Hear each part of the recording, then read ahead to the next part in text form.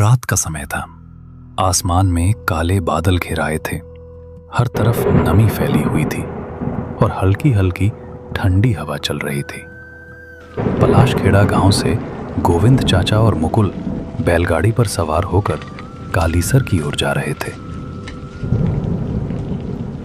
इस बार का सफर कुछ खास था क्योंकि कालीसर में मुकुल के नाना के घर उसके मामा की शादी थी। गांव भर में शादी की तैयारियों का शोर गूंज रहा था और मुकुल तो सुबह से ही शादी की बातें करता जा रहा था। उसके चेहरे की चमक और उत्साह साफ छलक रहा था, मानो ये दिन उसी का हो।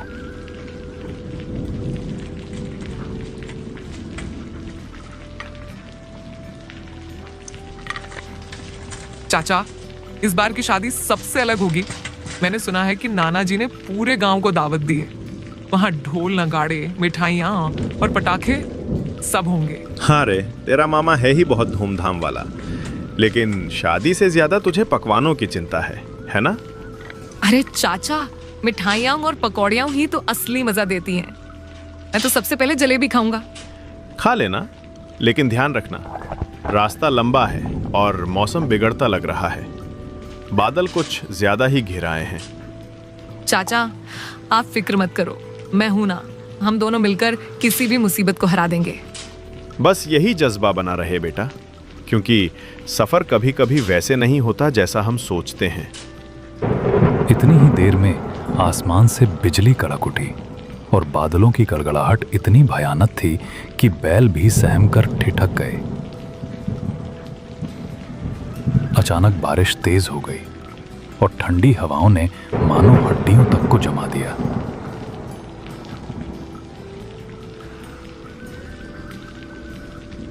चाचा, ये कैसी कड़कड़ाहट है? बैल भी डर गए। और देखो, दूर सामने वो कालीसर की विरासत हवेली खड़ी है।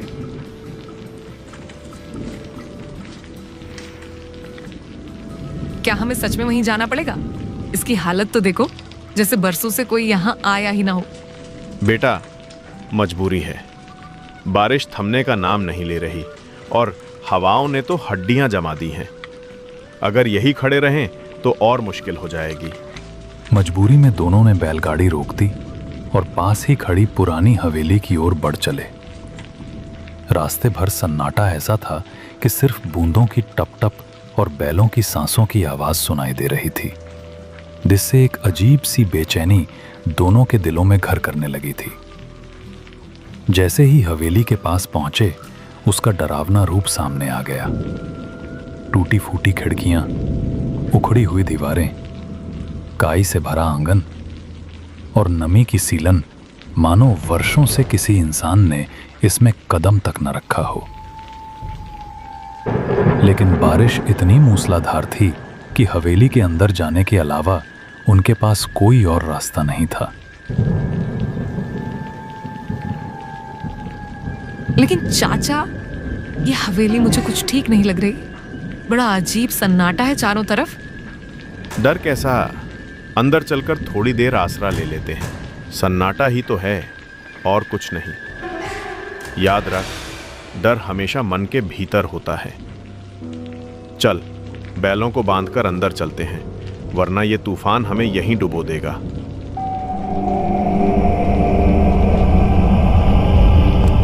गोविंद चाचा और मुकुल जैसे ही हवेली में दाखिल हुए, ठंडी हवा का झोंका उनके पास से गुजर गया। दीवारों पर मकड़ी के जाले लटक रहे थे और खिड़कियों से पानी की बूंदें टपक रही थीं। चारों ओर ऐसा सन्नाटा था कि उनकी अपनी सांसों की आवाज तक साफ सुनाई दे रही थी। हर कोने से सीलन और नमी की बदबू उठ रही थी, मानो हवेली ने अपने भीतर का रहस्य सालों से दबाकर रखा हो।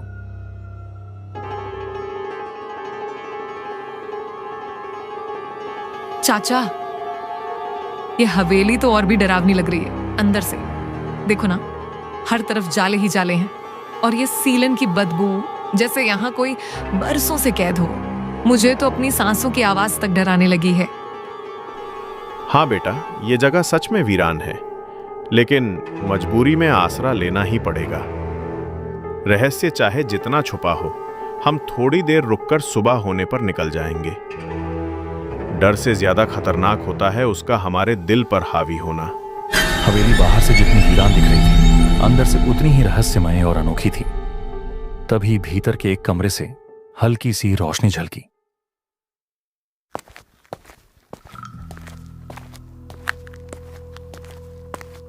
वे दोनों धीरे धीरे उस कमरे की ओर बढ़े और देखा कि भीतर एक छोटी सी लड़की अपने हाथ में गुड़िया लिए खड़ी है और उसके पास ही एक बुजुर्ग महिला उसे देख रही थी। लाल साड़ी पहने उस महिला के चेहरे पर गहरी झुर्रियां थीं और उसकी आंखें मानो किसी छिपे हुए रहस्य को बयान कर रही हों। लड़की चुपचाप गुड़िया के सिर पर हाथ फेर रही थी, मानो किसी अनजानी धुन में खोई हो। अचानक महिला के होठों पर एक कुटिल मुस्कान उभर आई, जिसने माहौल को और भी रहस्यमय बना दिया। अरे बेटा, तुम लोग कौन हो? पहली बार देख रही हूं तुम्हें। अपना नाम तो बताओ और ये भी कि इस हवेली तक कैसे पहुंचे। अम्मा, मैं गोविंद हूँ, पलाशखेड़ा गांव से आया हूँ। ये मेरा भतीजा मुकुल है। इसके नाना के घर शादी है, उसी में शामिल होने हम कालीसर जा रहे थे। रास्ते में अचानक इतनी तेज बारिश और आंधी आ गई कि मजबूरी में बैलगाड़ी रोकनी पड़ी। हमें कोई और सहारा नहीं मिला तो आपकी हवेली में आसरा लेना पड़ा। हमें उम्मीद नहीं थी कि यहाँ कोई मिलेगा, वरना इस वीरानी में कदम रखने की हिम्मत शायद न कर पाते। डरने की कोई जरूरत नहीं है। यह हवेली भले पुरानी है, पर इसकी दीवारें हर आने जाने वाले की कहानियां संभाल कर रखती हैं। तुम आए हो तो अच्छा लगा। यहाँ आने वाला कोई खाली नहीं लौटता। इस चौखट पर कदम रखने वाला हर मेहमान अपनी एक नई दास्तान लेकर ही वापस जाता है। माँ जी, आप ये कैसी बातें कर रही हैं? ये बच्चा तो मासूम है, इसे डराना ठीक नहीं। मुकुल उस छोटी सी लड़की के पास जाकर बैठ गया और खेल खेल की बातें करने लगा। गोविंद चाचा थककर पास ही पड़े पलंग पर बैठ गए। भैया देखो, ये मेरी गुड़िया रानी है। ये रात में भी मेरी बातें सुनती है और कभी मुझे अकेला नहीं छोड़ती। कभी कभी तो ये खुद मुझसे बातें करती है, लेकिन और कोई इसे सुन नहीं पाता। अगर तुम चाहो तो रानी तुम्हारे साथ भी खेलेगी, मगर याद रखना, ये सिर्फ उन्हीं से दोस्ती करती है जो सच्चे दिल से इसके पास आते हैं। सच? तो फिर मैं ही इसका सबसे अच्छा दोस्त बनूंगा। ये हवेली बड़ी अजीब है भैया। कभी बहुत चुप लगती है और कभी अचानक हंसने लगती है। बेटा, ये हवेली कभी चहल पहल से भरी रहती थी। यहाँ शादियां होती थी, त्योहार मनते थे, हर कोने में रौनक बिखरी रहती थी। मगर वक्त ने सब कुछ बदल दिया। अब ये दीवारें सिर्फ सन्नाटे को सुनती हैं। मैं तो बिल्कुल भी नहीं डरता, चाहे हवेली कितनी भी अंधेरी और सुनसान क्यों ना हो। यही तो राज है बच्चे। कहते हैं इन दीवारों ने वो चीखें सुनी हैं जो कभी बाहर तक नहीं पहुंची। रातों की हंसी कब सिसकियों में बदल गई, कोई नहीं जान पाया। और जो भी बिना डर के इस हवेली में आता है, हवेली उसके दिल के भीतर छुपा डर खुद तलाश लेती है। जब वो डर जाग उठता है तो फिर कोई यहाँ से आसानी से नहीं निकल पाता। अम्मा, अगर हवेली ने सच में इतनी चीखें सुनी है तो फिर यहाँ अब भी कोई क्यों नहीं दिखता? मुझे तो लगता है ये बस पुरानी कहानियां होंगी। मैं डरता नहीं, पर जानना चाहता हूं कि सच क्या है। कहानियां तो हवेली की दीवारों में कैद हैं, और कहानियां कभी खुद नहीं बोलती। वे तो बस उन पर नजर डालती हैं जो सुनने की हिम्मत रखते हैं। गोविंद चाचा ने नजर उठाकर उस बुजुर्ग महिला की आंखों में देखा तो उन्हें साफ लगा कि उस मुस्कान के पीछे कोई गहरा राज छुपा है। कमरे का सन्नाटा उस पल और गहरा हो गया। बाहर मूसलाधार बारिश लगातार बरस रही थी और ठंडी हवाओं की सीटी कानों को चुभ रही थी। धीरे धीरे मुकुल थककर सो गया, मगर गोविंद चाचा की आंखों में नींद नहीं थी।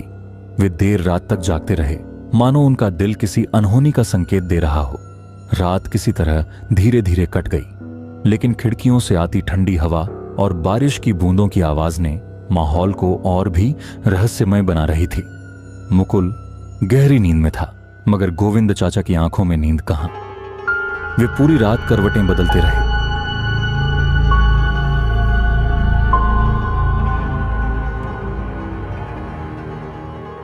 सुबह सुबह मौसम साफ होते ही दोनों हवेली से निकलने की तैयारी करने लगे। वे आपस में बातें कर ही रहे थे कि तभी वह छोटी सी लड़की मुकुल के पास आई और कुछ धीरे से बोली। उसकी मासूम आवाज में एक अजीब सी कसक छुपी थी। भैया तुम चले जाओगे तो मैं फिर अकेली रह जाऊंगी। रानी भी उदास हो जाएगी। काश तुम यहीं थोड़ी देर और रुक जाते। मुकुल भैया, तुम लोग हमें छोड़कर जा क्यों रहे हो? हवेली में तो कितना अच्छा खेल चल रहा था। मैं भी तुम्हारे साथ और खेलना चाहता हूँ, लेकिन हमें जाना पड़ेगा। मामा की शादी में देर हो जाएगी ना। तुम चिंता मत करना, मैं तुम्हें कभी नहीं भूलूंगा। बहुत सारी बातें करने के बाद वे दोनों आखिरकार हवेली से निकल पड़े। बारिश थम चुकी थी, मगर आसमान अब भी घने बादलों से घिरा हुआ था। चाचा, वो छोटी सी लड़की कितनी प्यारी बातें कर रही थी। उसकी मासूम हंसी जैसे हवेली की वीरानी मिटा रही थी। मुझे तो लगता है अगर वो हमारे गांव में होती तो मैं उसके साथ घंटों खेलता। उसकी गुड़िया के बारे में जो बातें कर रही थी, अब भी याद करके अच्छा लग रहा है। बेटा, तू तो सच में बड़ा निडर है, लेकिन मैं सोच रहा हूं उस हवेली में जो कुछ देखा सुना वो इतना आसान नहीं था भूलना। वहां की खामोशी, वो औरत की मुस्कान, कुछ तो राज है जो आंखों से छुपा रह गया।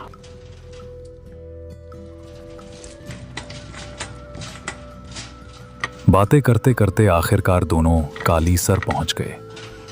रास्ते में वे एक चाय की टपरी पर रुक गए, जहां गर्म चाय की भाप और पकौड़ियों की खुशबू से माहौल अचानक हल्का और सुकून भरा लगने लगा।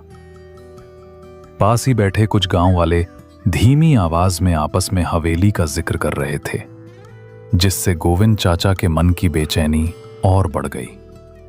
तभी चाय वाला उन्हें देखकर बोला, अरे बाबूजी, आप लोग कहां से आ रहे हो? चेहरे थके थके लग रहे हैं, जैसे रात भर नींद ही नहीं मिली। हाँ भाई, मजबूरी थी। कालीसर जाते वक्त बारिश ने रास्ता रोक दिया तो उसी हवेली में ठहरना पड़ा। क्या कहीं उस पुरानी हवेली में तो रात नहीं बिताई? लोग तो वहां पैर रखने से भी डरते हैं। कहते हैं वहां एक बच्ची और उसकी बूढ़ी दादी की आत्माएं भटकती हैं। जिसने भी उस हवेली में रात गुजारी है, उसके साथ कभी न कभी कोई अनहोनी जरूर हुई है। अंदर अजीब सन्नाटा था। हर कोने में कुछ अनकहा छिपा सा महसूस हो रहा था। और अब तुम्हारी बातें सुनकर तो दिल और भी बैठ गया। अगर अपनी जान की सलामती चाहते हो तो सरपंच जी से जरूर मिलना। वही असली राज जानते हैं। हे भगवान, जो कुछ हमने वहां देखा और महसूस किया, कहीं वो सचमुच वही आत्माएं तो नहीं थीं? लगता है हमें तुरंत सरपंच जी से मिलना ही होगा, वरना यह डर हमारे प्राण खा जाएगा। चाय वाले की बातें सुनकर गोविंद चाचा का दिल बैठ गया। मुकुल की हंसी भी धीरे धीरे थम गई। हवेली में बीती हुई सारी बातें, छोटी सी लड़की की मासूम मुस्कान और बुद्धि अम्मा की रहस्यमयी आंखें, सब एक एक कर उनकी आंखों के सामने घूमने लगीं। बैलगाड़ी अब सीधे सरपंच जी के घर की तरफ मुड़ गई और कुछ ही देर में वे सरपंच जी के घर के बाहर पहुंच गए।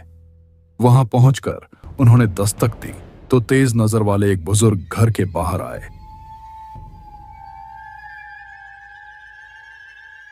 तुम दोनों ने सच में उस हवेली में रात गुजारी है? अरे, वो जगह तो बरसों से शापित है।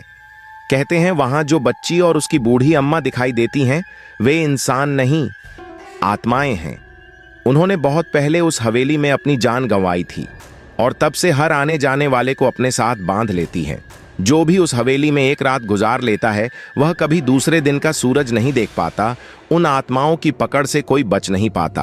और अब जब तुम दोनों वहां ठहर आए हो, तो यकीन मानो वे आत्माएं तुम्हें इतनी आसानी से नहीं छोड़ेंगी। सरपंच जी, वो छोटी सी लड़की तो हंस रही थी, खेल रही थी, जैसे बिल्कुल मेरी दोस्त बन गई हो। लेकिन अगर वो आत्मा थी तो क्या उसका भी कोई अधूरा राज्य है? क्या वो मुझे अपने साथ ले जाना चाहती थी? सरपंच जी, हम तो मजबूरी में वहां ठहर गए थे और आपकी बातों से तो यह लग रहा है कि ये आत्माएं हमें सचमुच नहीं छोड़ेंगी। तो बताइए, हम अपनी और इस बच्चे की रक्षा कैसे करें? शाम ढल चुकी थी आसमान पर घने बादल छाए हुए थे और हवाओं में अजीब सी गंध थी, जैसे बरसों पुराने धुएं की। बाहर गलियों में भी एक सन्नाटा पसरा था, मानो पूरा गांव किसी राज को छुपाकर खामोश बैठा हो। मुकुल ने पहली बार महसूस किया कि कालीसर की रौनक अचानक कहीं गुम हो गई है। सरपंच जी ने गोविंद चाचा और मुकुल को अपने घर के अंदर एक बड़े से कमरे में बैठा दिया। लेकिन जैसे ही रात गहरी हुई, अजीब अजीब सी घटनाएं होने लगी। पहले तो खिड़कियों पर दस्तक सुनाई दी और फिर दरवाजा अपने आप चरमराकर खुलने लगा। हवा का एक तेज झोंका कमरे के अंदर घुसा और पल भर में दी की लौ बुझ गई। तभी कमरे के कोने से वही खिलखिलाहट गूंजी, ठीक वही हंसी जो पिछली रात हवेली में सुनाई दी थी।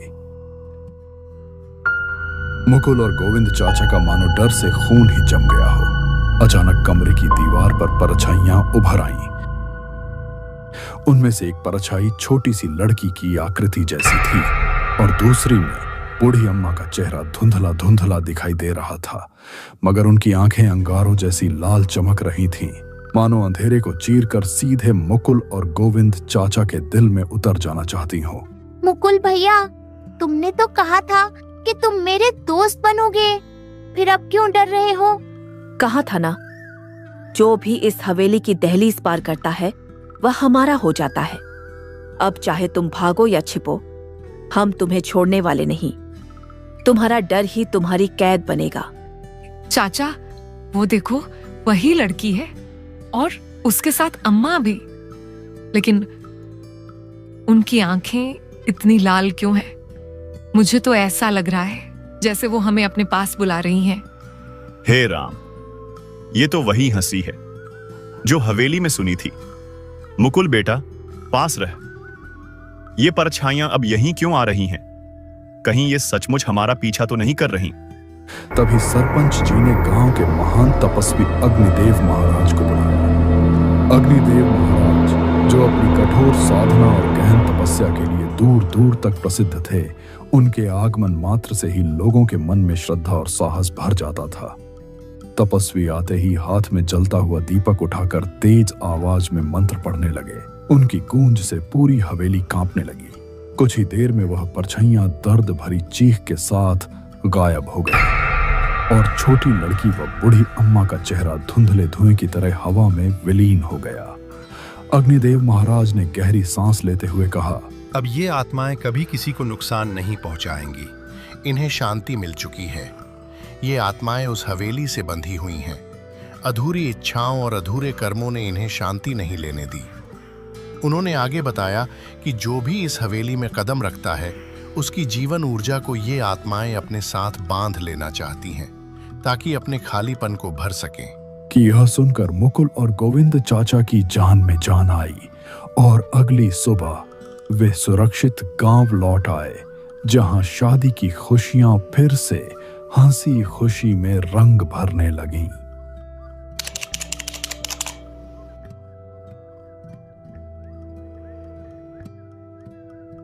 ये तो सिर्फ शुरुआत थी। ऐसी ही रूह कंपा देने वाली हॉरर स्टोरीज देखने के लिए अभी नाइट स्केयर टून को सब्सक्राइब करें। याद रखिए, अगली डरावनी कहानी आपका इंतजार कर रही है। मिलते हैं रात 9 बजे, सिर्फ नाइट स्केयर टून पर।